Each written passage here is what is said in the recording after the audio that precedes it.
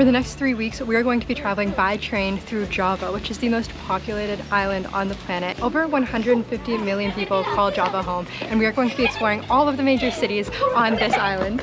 Today we are in Yogyakarta, which is home to the largest Buddhist temple in the entire world called Candi Borobudur. We're going to be exploring that and everything else there is in this city. So if you want to see that, make sure you keep watching and subscribe to the channel so you can see our journey through Java and everything else that we get up to while we travel the world for the next year.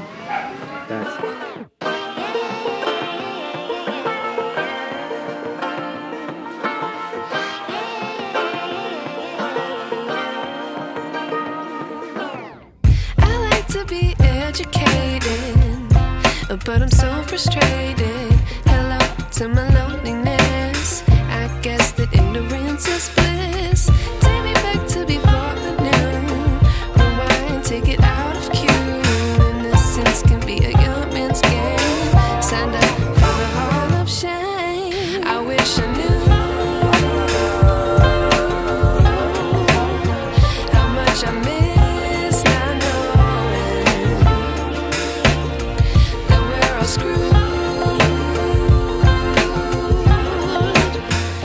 Malioboro, which is one of the most popular areas in Yogyakarta for tourists, and we are right outside Pasar Malioboro, which is the big market. There's a lot of street food, and then behind me there's another Malioboro shopping center like you just saw. So we're gonna go inside the Pasar because I heard really good things about it, and we're gonna hopefully get some street food. Like I said, this area of Yogyakarta is super touristy, but we have seen no other white people. And for a touristy place, the prices are quite good, even on the souvenir type things. Like a box of chocolate was what was the equivalent of $2. So the prices are quite good, and the majority of tourists here are Indonesian tourists. We knew that already going in, though. We knew that Indonesia sees a lot of domestic tourism. Put the actual stats on the screen. But here we are in front of Pasar Malioboro. Right there. We're gonna go check it out.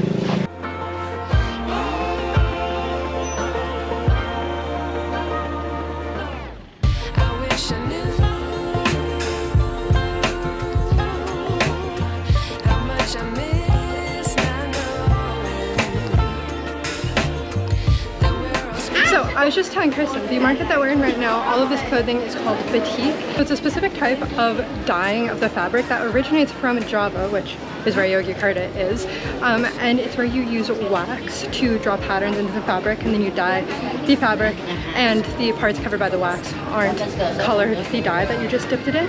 And my aunt's company, Ground Soap, which I will link in the description down below, I've mentioned them in my packing videos. They make natural and food grade soaps, and they wrap all of these soaps in batik that they source from a local woman here in Indonesia, I believe. So really cool connection. I was thinking as we're walking through this market, this dyeing process is really special to the local community here. So it's cool to see all of the different options they have.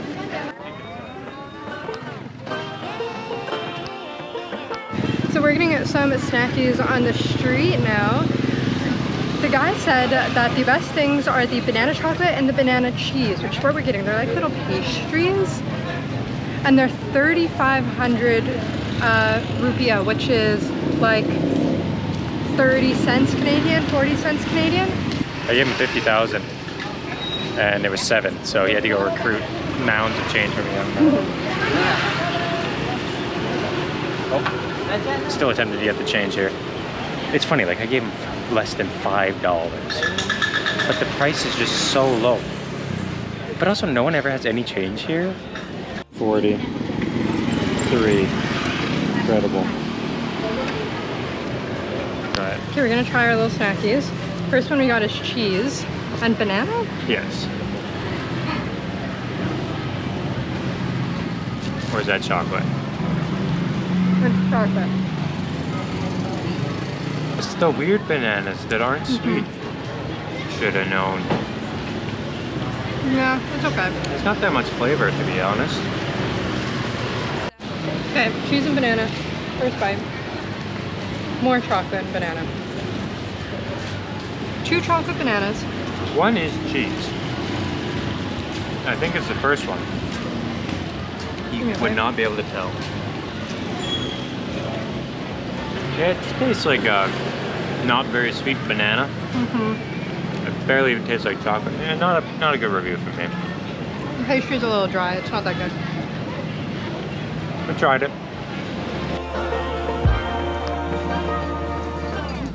I wish I knew how much I miss not knowing that we're all screwed.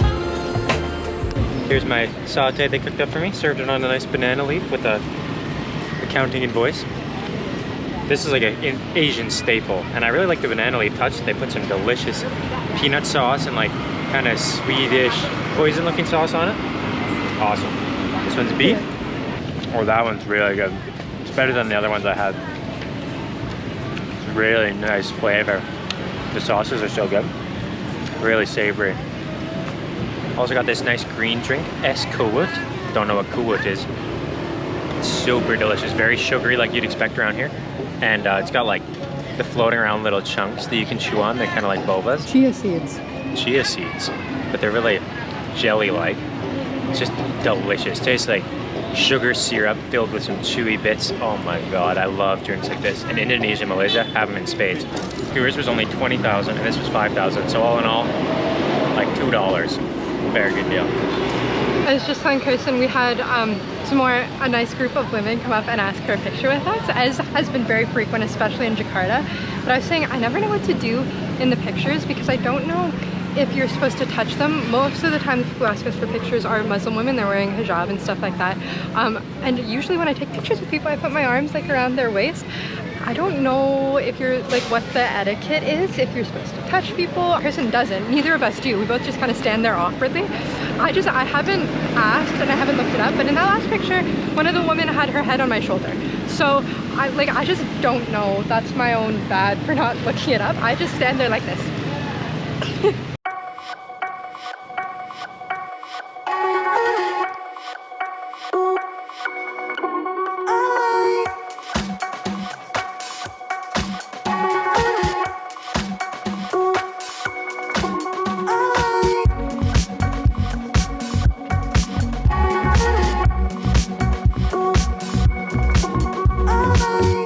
So now we're in Taman Sari, which is also known as the Water Temple. This is the Sultan's second home, where him and his family would come for dancing and swimming and music, kind of like a vacation home. It's so beautiful. We're getting a little bit of a custom tour, so I'll share more of what we learn at the end of the tour.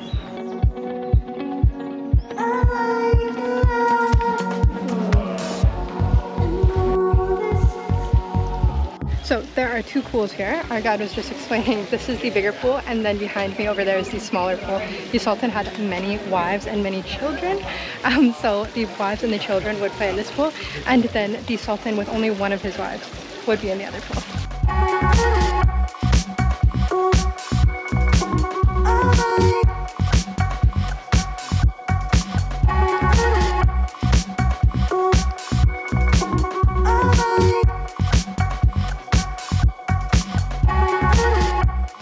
Inside of the temple, you can get the famous coffee here. It's called luwak, and it comes from this tiny little animal. It looks like some sort of like rodent-y, kind of looks like a quokka, and it eats these berries, and then it poops them out. And they take those seeds, they wash them up, they roast them, and then they use those as the coffee grounds to make the coffee. There's two different types, a bitter one and a sour one. I'm trying the bitter one. It's called Robusta. And I'm really excited about it. It's super expensive because the process is really long and requires a lot of steps. And those steps take a very, very long time. I think the man said 3 weeks it takes to get from like collecting the seeds to having them ready to go. So, very excited to try the coffee. Here's the coffee. It's quite dark. It doesn't have any cream or sugar in it, he said. Let's give it a taste. He said try it first and then stir in a little bit of sugar. I'm so excited but also a little nervous. I don't really like coffee.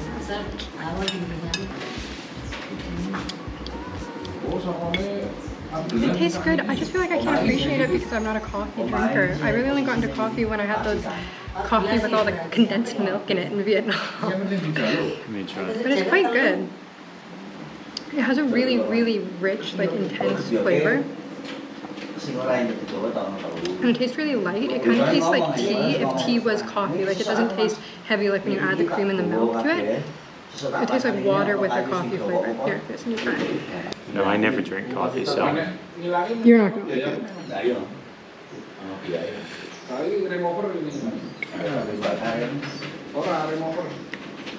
Because of coffee. I'm sure it's quite good. It's cool to say that I've drank in it. That's my review. Maybe a little coffee sommelier. Give it a little stir around, a little swoosh.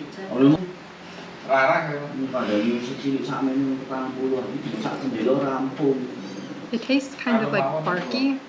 Like you can tell it's had a really, really long and eventful life in nature. You know? It's been through a lot. You can taste it. Tastes good. Doesn't taste like it was pooped out by a little rodent. Let's add a little bit of sugar to it.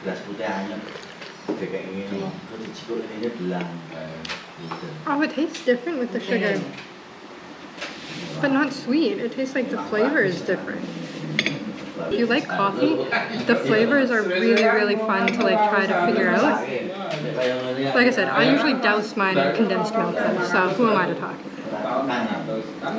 3D flag. No. Oh, I just made an oops. Oh. Now it's time for the hardest task a Canadian has ever had to face. That's drawing a maple leaf.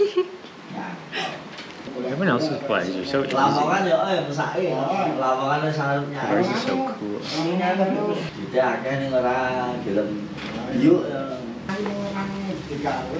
That's pretty good. Alright, we are done with the temple. That was so fun. The coffee, it was okay. I'm glad, like Kristen said, I'm glad we did it. But it was okay. I mean, it was definitely a rip-off. Yeah. And we knew that. But we knew that, but we knew that we had to do it. And it was okay. it's like famous from here. It's a touristy thing, but like that's kind of like the thing. The coffee here, it's super expensive coffee. So we tried it. It's done. We did it. Whatever. No, thank you. But the temple was really, really cool. I'd highly recommend going there. It's $25,000 each to get in, which is about $2, $2.50. So definitely worth it. It was so cool to see the pool. And our tour guide that we had that was leading us around, he just worked for the temple. He didn't ask for a tip or anything. I hope we weren't supposed to like offer it. No, tipping's not really a big like thing here in Asia. No one has ever really asked. Anyways, and he works, I think he works for the government here, or the Sultan. The Sultan. So yeah, he just walked up, gave us a tour. I think he wanted to practice his English too, and it was awesome. Yeah, super good. Alright, we're walking towards the street art district that I wanted to go to, and Kristen said we have to stop because these are two very famous trees. These are the famous twin trees, but they don't look the same. But I don't know, it's cool. It's a nice plaza. I saw a photo of it. It's pretty. There's a lot of people hanging out in this park. It looks really cool. Like, look at all the people. Oh, sorry. The man, our guide at the temple said you're not supposed to point like that. You point like this. Your thumb. So, look at all these people. But twin trees, very cool. I love these viney trees that they have in Asia. See? Something of an Indonesian with my pointing skills.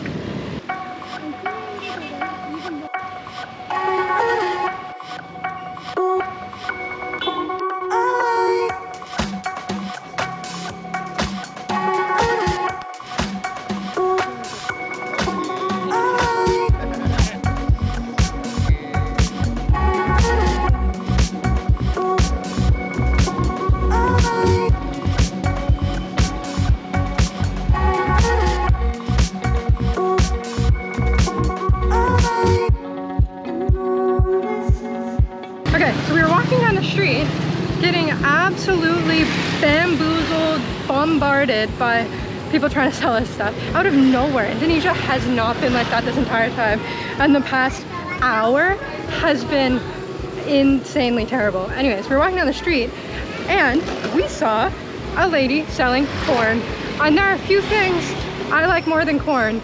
Cheesy corn. Cheesy corn. Maybe mashed potatoes. If she had a big pot of mashed potatoes and gravy, mashed potatoes and gravy, eat that all right up. Anyways, Look at this. Literally just cheesy corn. Look at that. Yum, yum, yum in my tongue. Okay, let's try a little bit of it. Oh, thank you. Oh yeah, it's so good. Buttery and cheesy. Yum. So the stand I'm getting back me at has a very nice simple name here. It's Back Me Jawa Depan Hotel Grage, which just means Back Me Jawa means the food from Java, where we are, in front of Hotel Grage. And Hotel Grage, that's what it is.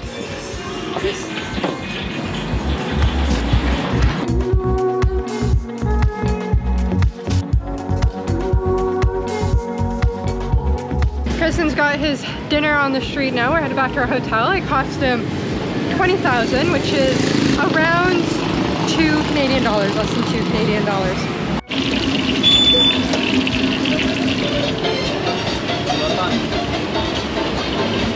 And I am positively stuffed after my cup of corn. Get a piece of chicken. Okay, yeah. Got myself 4 pieces of fried tofu from our favorite fried tofu spot. They're 500 a piece, which is like free, like 10 cents maybe. I have no idea how to do that math. 5 cents, I think it's 5 cents a piece. And then we also got an iced tea jumbo. Kristen got himself his noodles that you saw, and then we're walking past the fried chicken place, and he's gonna get himself some fried chicken too. So Kristen's loading up. I'm good with my tofu, you know, vegetarian diet, my herbivore diet. So we're gonna go home, eat this, and I will see you guys tomorrow.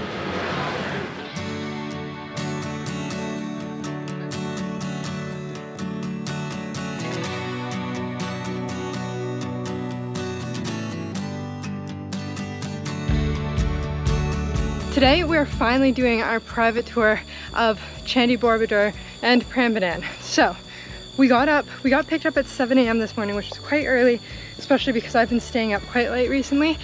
But we're here at the sunrise lookout, so obviously not sunrise anymore. Putuks. Yeah. It's called Putuks Tumbu, and it's the famous sunrise lookout. We're not here for sunrise though, and I honestly, because I don't care so much about the sunrises, but everyone comes at sunrise and it's completely empty because it's not sunrise. What we've been learning though, there's a lot of sunrise activities in Asia, and what we've realized is that sunrises are super hit and miss, especially here. And like we got up for sunrise at Angkor Wat, right? And there was no sunrise. That's just the type of day it was. So we just don't really think it's worth it to come out for sunrise, especially because you have to book your Candi Borobudur tickets in advance for a timed entry slot, and you just really don't know what the weather's gonna be. A lot of the times there isn't good sunrises. So better to go later, and then you know it's not busy. Yeah. Like this, it's completely empty. Yeah, so it's around 8 a.m. right now, and there's a 300-meter walk up from the parking lot to the lookout. So that's what we're doing right now.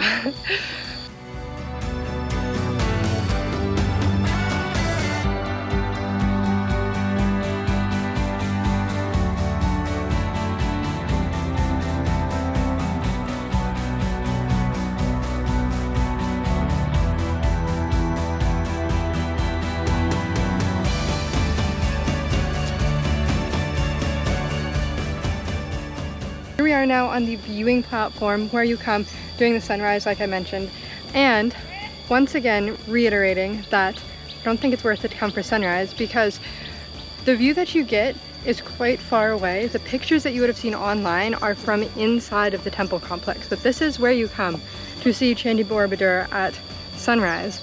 So I just think this view is quite pretty as it is. I don't think that you need to make the big effort of leaving your hotel at 4 a.m. and getting here when it's super crowded just to maybe possibly see a nice sunrise. This is quite beautiful though, overlooking this valley, and then I think you can see in frame the chicken church, which is where we're headed next.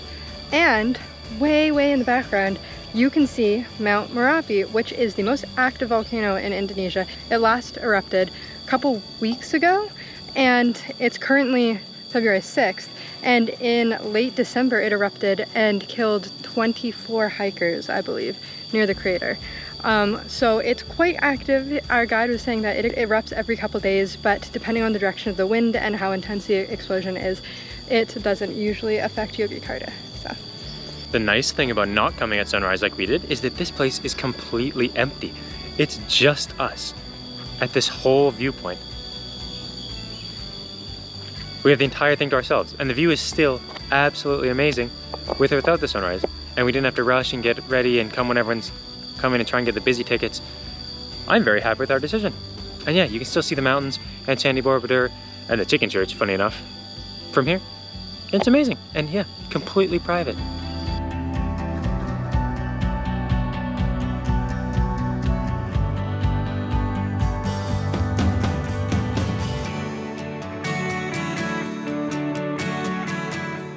So we've made it to the chicken church now. We're asking our guide why people call it the chicken church. It's like a Christian Catholic church, and they were saying that the designers made it to look like a pigeon. He didn't know why. We think maybe it was a translation issue. Maybe he meant dove, but it really looks like a chicken. Like, I would also describe that as a chicken. And he also said that the church used to be a functioning church and then it went out of business, went bankrupt, but they shot a popular Indonesian movie here, and this scene was very popular in it that was showing the chicken church. So now it's somewhat of a tourist attraction. A couple more people here than there were at the viewpoint. We're gonna go inside now. Our tickets cost 25,000 rupiah, and they included a tour guide inside, admission inside obviously, and then also a local snack. I'm excited. There was no recording inside of the church, but now we're at the viewpoint at the very top. We're in like the crown of the pigeon, which our guide confirmed it is a pigeon wearing a crown. And look at this crazy view. It's so cool.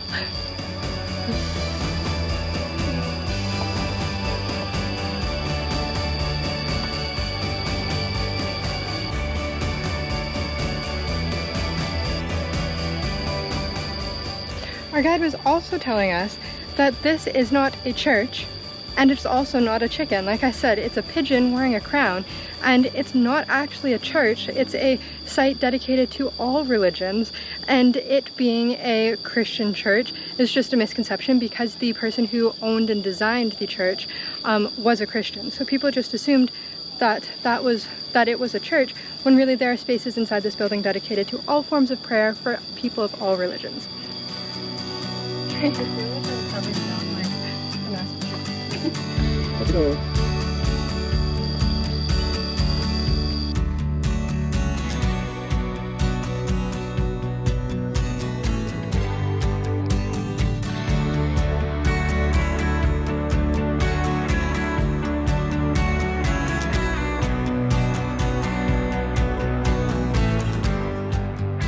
So included in your tickets, you get some traditional food from the restaurant attached to the church.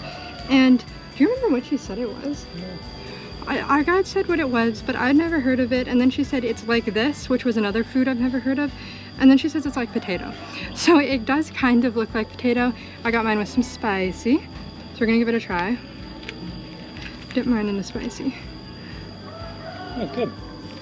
It is like a potato. Oh yeah, I like it a lot. It's like a fry without salt. Yeah, that's a really good description. But if a fry was half a mashed potato. I guess fries are kind of mashed potatoes a little bit. But a fry, but not crispy, and not salty. So up here, they have a little restaurant with this amazing view. And you can get, like, the food's not crazy cheap, but it's not bad. Like, you can get nasi goreng for like 25,000, it's 250. Lots of good stuff. And you just come up here and have your little breakfast and enjoy the view and relax. We unfortunately don't have very much time because we have to get to Candi Borobudur soon. But in hindsight, had we known this, I wish we could have booked our Borobudur entrance later. And then just had a nice relax up here, take in the view, have a nice drink and some food, and just relax. So that's my tip. If you come here, get more time, give enough time to have like a nice breakfast and relax at the chicken church, because there's a fun restaurant, not that expensive, and it's an amazing view. So we've made it to Candi Borobudur. This is what we've been waiting for. The ticket was 455,000 rupiah, which is about $45, maybe $40 Canadian. that gets you onto the grounds, and you get to go up to the top of the temple. And we found out some other things that ticket includes. It also includes these really cool shoes that you have to wear while you're inside the temple, and you get to keep them, which is so cute. So we are waiting for our tour to start. The way that it's worked since COVID, I think I briefly mentioned, is that you book a timed entry before you get here, and they sell out a couple days in advance, so you want to do it early. And then you go with a tour guide now with a group of people up to the top of the temple if that's the type of ticket that you book. So that is what we're waiting for, and I'm super excited to go check it out. It's 25. This is an operation. There's groups of 150 that get their timed entry. It happens every hour on the half hour. And then they split you up into a bunch of different groups. So we're in group 25. They started at 17 with our timed entry. So they've got this down to a science. They had all of COVID to figure it out. They figured it out. They came out swinging, yeah.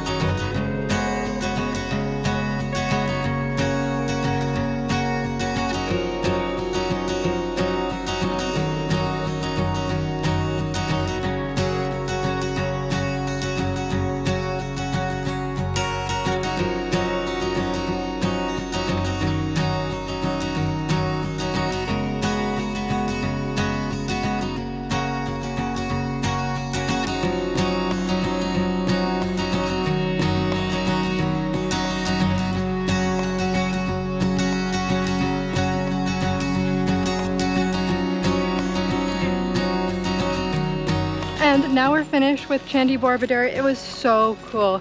And the tour was awesome. We were both saying it's nice to have a guide because they pace you and they tell you some information about it so you don't get overwhelmed and you're not missing important things. It was so cool. Kristen said it's his favorite temple he's ever been to. Yeah, I love that one. I like that it's like fully Buddhism because Angkor Wat is half and they switched it, so it's more just cool ancient temple.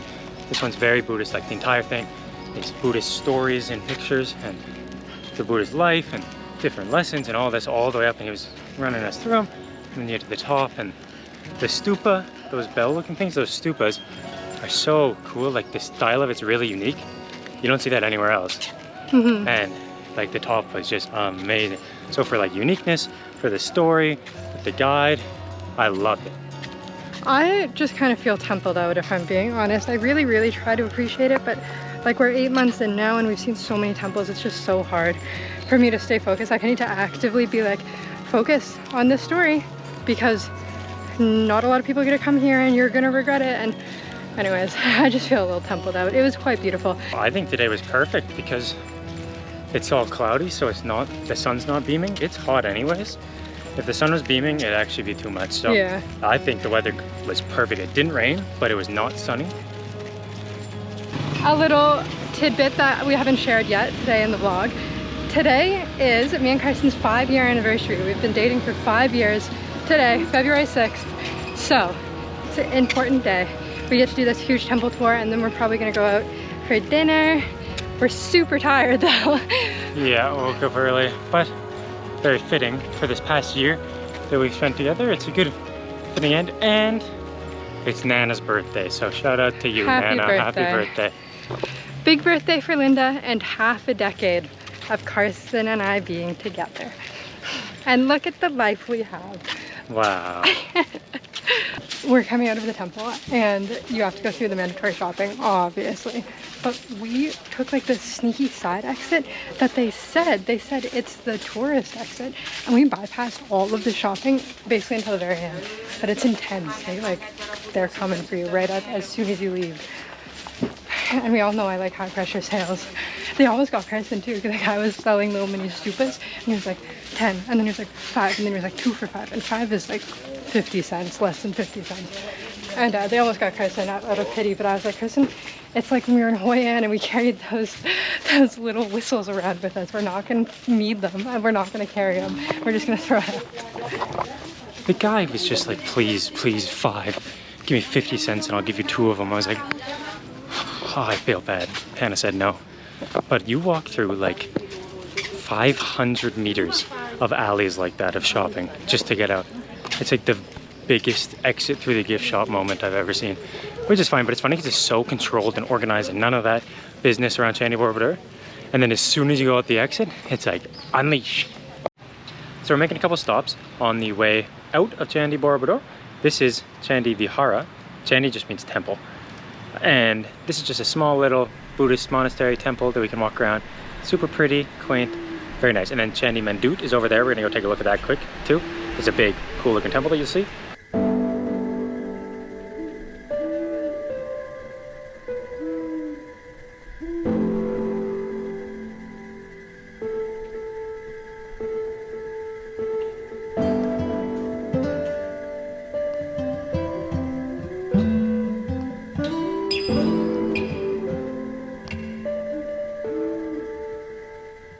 So I don't exactly know the history here, but this looks exactly like things from Angkor Wat. Those faces and these big, like, that's exactly something we saw in Angkor Wat. I don't know why, but it looked awesome. This little temple, we just stopped at quickly, just has everything. It's amazing. It's got the water with the stupas behind it. It's got the giant pillar. It's got the awesome Buddha statue, another standing Buddha statue that's huge. Big stupa, the big Angkor Wat thing. Just tons of awesome stuff. You know what else I like? My little sandals. Look how cute they are.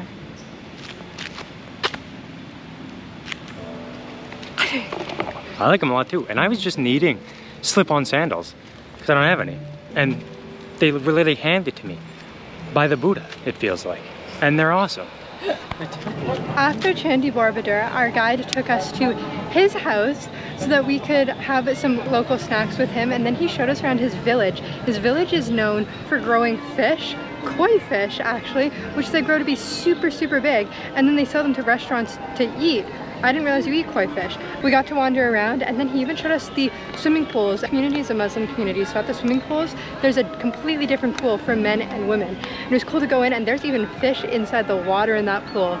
So he said where he lives, it's very much so known for all of their water activities, and he wants the area to become more popular for tourists because of how unique their hobby is. So it was super cool that he invited us into his home, and we're super grateful that he took us around. And now we made the 2-hour journey down to Prambanan, which is our last temple of the day, and it is right behind me.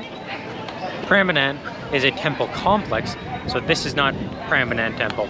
There is no Prambanan temple. There's 4 temples here. This one's the big main one. There's one other really big one at the end, 2 medium ones in the middle. So we're gonna check out this one first. This is the highlight, the most beautiful Hindu temple in the entire world is what they say. So let's see.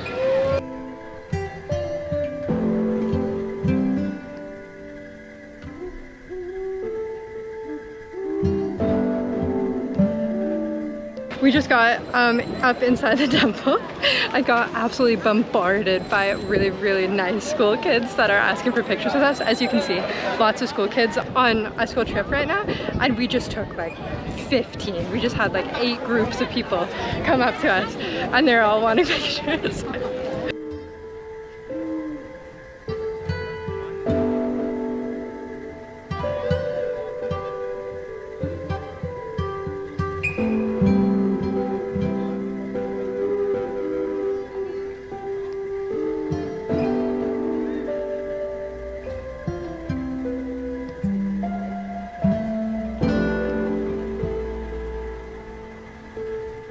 So that was the main Prambanan temple.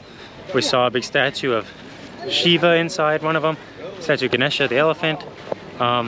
It's super cool. It's just so giant and imposing. You can see it behind me.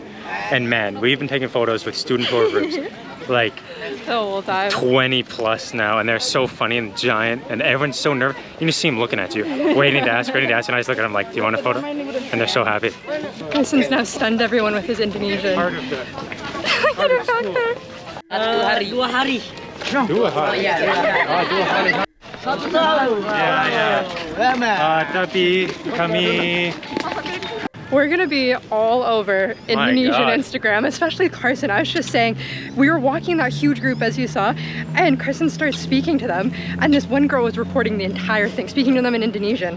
And I was saying that she's gonna go home to her parents and her friends and stuff, and she's gonna go, I saw this white man at the temples, and they're gonna go, wow, and she's gonna go, that's not even the best part. He spoke in Indonesian to us.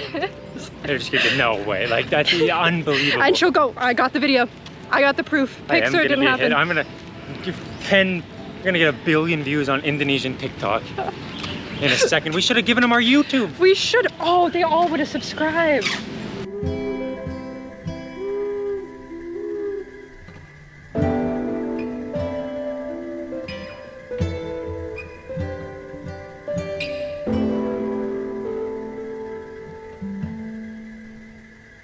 Okay, we're at the last temple in the Prambanan complex. This is Candi Sewu, and it's a Buddhist temple, actually. That's why you see the round stupas and stuff. It's quite cool. The Hindu ones are typically sharp and blocky, whereas the Buddhist ones are typically round because they have the stupas on top. So we're gonna check this one out, and then this is the last one. They're all so huge and ruiny, a lot like Angkor Wat. I really like them. And yeah, as you saw there, I was having a conversation, a basic level Indonesian conversation with so many Indonesian kids. Like, it was a group of like 40 kids, and they were just loving it. They thought it was hilarious that I was speaking, and just the kids, they were 15-year-old boys, and they were just fun. So that was really cool. I'm happy I learned just for that. This is the second largest Buddhist temple complex in Central Java. The other one would be Candi Borobudur, which is the biggest one in the world.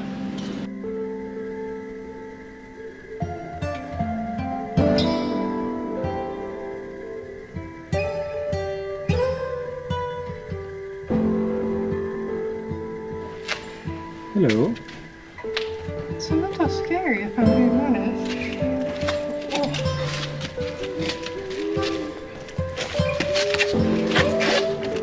Oh, it just goes behind.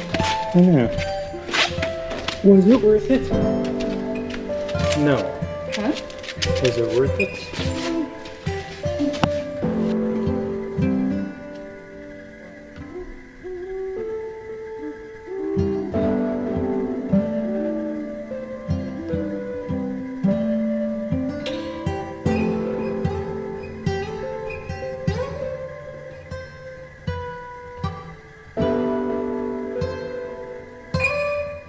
That's all the temples for today. We did it.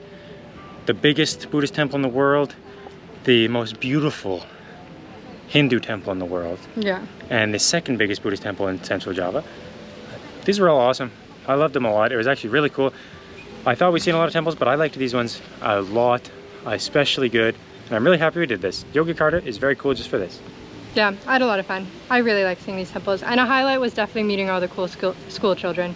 They were so cute, and we loved taking pictures with them. Yeah, And that was chatting nice. with them. So, Yeah, today was great. It's been a really good day. We're gonna go finish the rest of our anniversary day. You guys will see us tomorrow probably when we go to the palace. Good morning. We're headed out to the Sultan's palace, and we're gonna do what we usually do in Indonesia and get a strange man to come pick us up on his motorcycle. So we're gonna do Gojek. We're gonna get a Gojek ride. Carson and I both have to have the app, and then man will come with his motorcycle and drive us there. We just ordered them, and it was at 6,000, which is less than $1. Granted, the ride's not that long. 6,000 is like 50 cents. Crazy.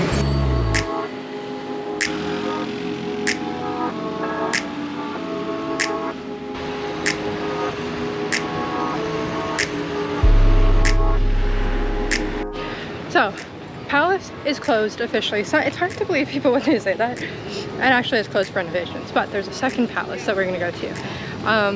And I really wish I was vlogging like 2 minutes earlier, because we walked past a big school group going on a like outing somewhere else together, and they were across the street, and they genuinely were screaming at us. Like, so excited. It literally feels like we're celebrities coming out of our hotel room. You know how people stake out? Anyways. We're going to the second palace. It's hot today, but the kind of hot where you can tell the UV is really high, because I can feel my skin just burning. Yeah. Even though the main palace is under renovation, you can come to the second palace. The Kraton area seems like it's made up of a bunch of different palaces. The one that's under construction is where the Sultan currently lives. But we can come to this one, which is a little bit smaller. We'll see. There's a ton of tour groups here right now, so we're gonna wander around after them. Yogyakarta is actually the special region of Yogyakarta where the Sultan still rules this area as the governor, as opposed to the rest of Indonesia where there is a governor that rules at the state level. So him and his family still live in this area. Obviously this section is a museum now, but it's really cool to see the entire lineage that's still going on and all of the history associated with that.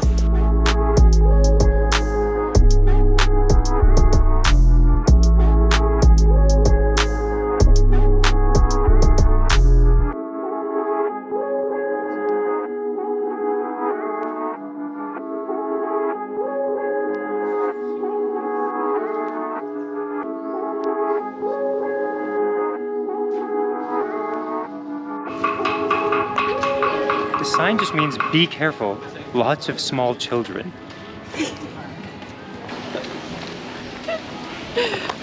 Yogyakarta is one of the most touristy places we've been this entire time. Not touristy in the sense that there's a lot of other tourists there, but in the sense that they hound you and they will not leave you alone. They will not take no for an answer. So we're just walking out of the palace and we just have to run through. I'll try to get it next time we're walking down Malioboro Street so you can see, but it's crazy the amount of hawkers here and they're relentless. No, but it's also they come up and they say, oh, hello, where are you from? And they go, have you been to the boutique shop? It's a famous art store. It's closing tomorrow. Very historical. You should go there. It's just down here. And then they like follow you to it. And you're like, no. And they just go, oh, no, you have to do. It's so annoying. And Hannah's really nice and always has a full conversation with them. Whereas I just want to walk by like this. No. At full speed, because it's the only thing that works.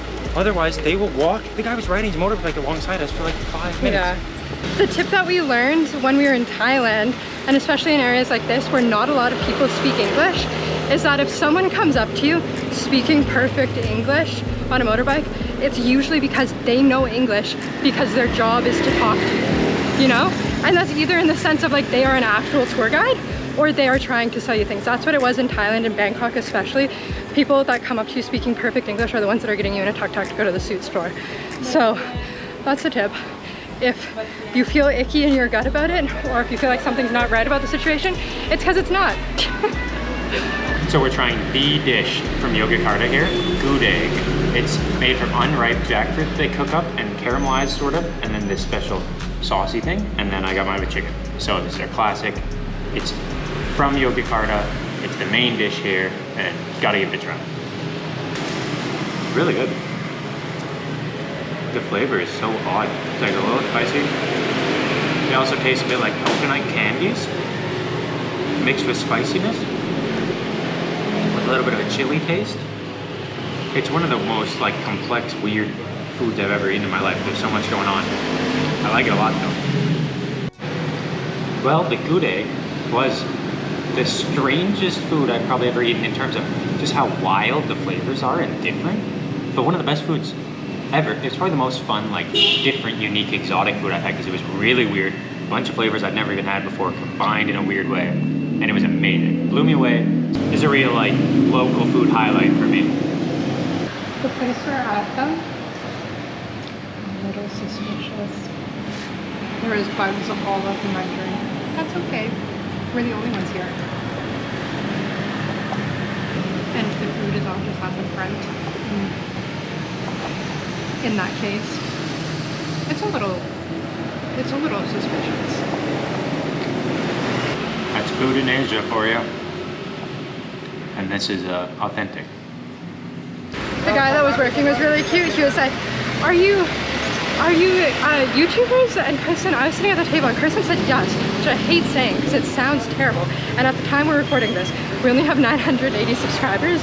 So he was like, can I see? And I was like, yeah, you can, but like, we're not YouTubers. Now that we're finished in Yogyakarta, we are going to be heading to Semarang, which is on the other side of Java. We're super excited to take the train again and explore that city. So if you want to see that, make sure you subscribe so you don't miss out on any of our videos as we travel the world for the next year. We'll see you guys in the next one. Bye.